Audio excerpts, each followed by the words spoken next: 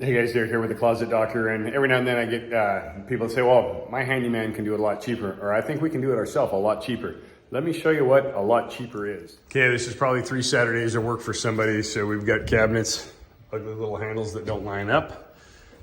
This is the interior of the cabinets here. No toe kick, which is nice, so you can slide stuff underneath there and store it.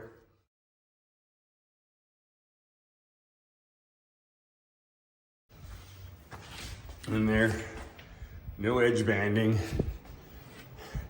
no adjustable shelves, just really, really crappy stuff. So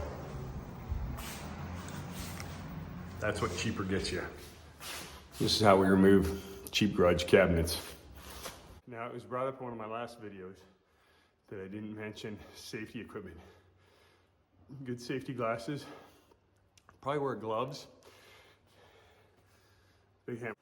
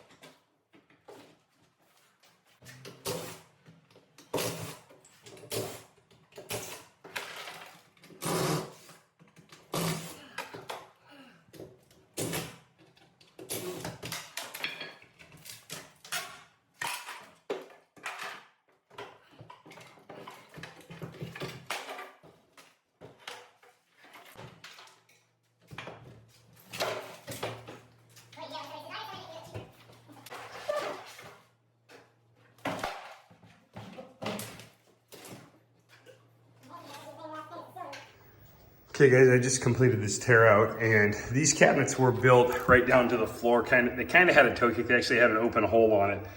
And this is the kind of, our stuff is 5 to 8 inches off the ground. So you can sweep out underneath it, you can hose out underneath it. You don't get all of this stuff. So there's a lot of this black stuff in here that I believe was brought in by a rodent. You got cobwebs and stuff like that. They probably had rodents in here because they had rodent stuff under here to get rid of mice. There was a bunch of garbage in there. And then they had other stuff in here like, this real treat here, I believe this is a nose hair trimmer.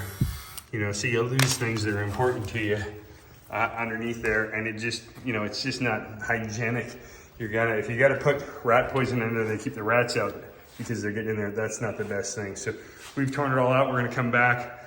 The painter's gonna come in and paint this wall, and we're gonna put in some really, really nice cabinets in here. I'll show you an after when we're all done.